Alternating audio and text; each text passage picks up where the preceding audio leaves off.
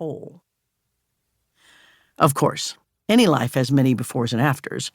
Before I could walk and after I could run.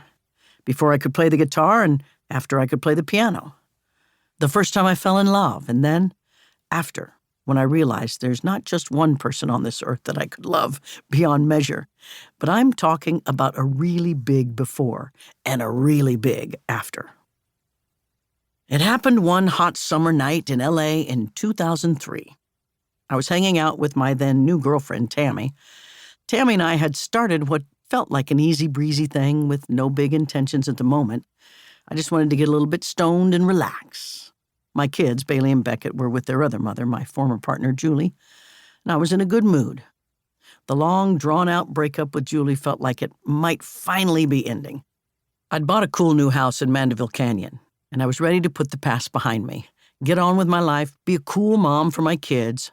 I wanted only lightness, fun, a breather. So on this hot Saturday night, Tammy decided to make chocolate chip cookies. She happened to be a really good baker. Someone had given us some cannabis, so I suggested she add some to the batter. What the heck, right? I didn't actually see how much cannabis she had blended in with the chocolate morsels, but I do remember the heavenly sweet aroma as they began to bake. We were kicking back, listening to music and enjoying the cookies. Then I began to feel a shift, not an earthquake, more like a slow inner spin. I began to laugh as the room slowly melted away, and I felt keenly present. The music seemed louder and more intense, the lyrics being sung with greater clarity. My skin felt tingly, and a blanket of warmth moved over me as I relaxed deeply. Inside this deep state of relaxation, I was also super stimulated. I'd enjoyed cannabis before, but this night was different. Something big was happening. When my good friend and tour manager, Stephen, came by the house for me to sign some papers, I was sitting on the sofa, hysterically laughing. Stephen saw that there were no kids around, but he also saw something was up. I was usually not so out of my mind. Probably not a good time for me to sign anything, but I did. Tammy had pretty much passed out, and I helped her to bed. I looked up to find Stephen looking down at me, smiling. He took in the scene and laughed softly.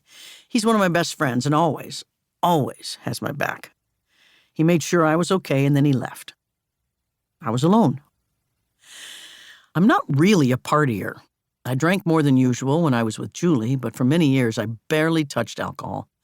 Julie and I had gotten into a pattern that I call auto-drinking, a habit that was yet another sign that she and I were so distant from each other, the alcohol and partying taking the place of any real love or intimacy.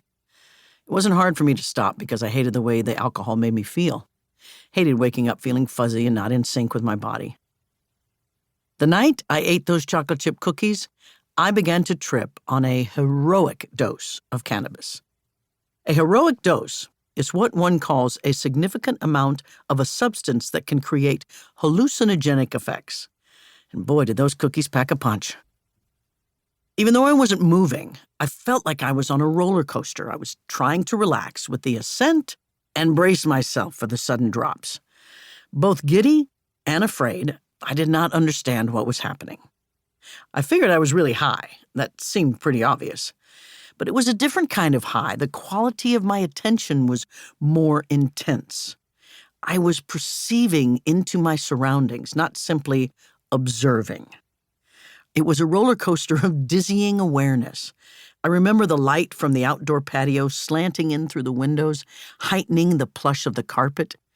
I ran my hands through the textured fabric on the sofa, feeling the sensation on my fingertips and finding it funny. I swear I could hear the texture and taste the color. I felt both in and outside of my body. I didn't want to move, but I had the sensation of moving and felt an electric energy course through me, pulsing my blood and quickening my breath. Despite all this movement within me, I was simultaneously very still. I had lost all sense of time. Was it still night? How long ago was Stephen here, minutes or hours? My body had lost its boundaries and seemed to have merged with the environment around me. It felt like I was not of my body, not restricted by it. Then I began to see my thoughts. Images of my life collided before me out of sequence, but with vivid clarity.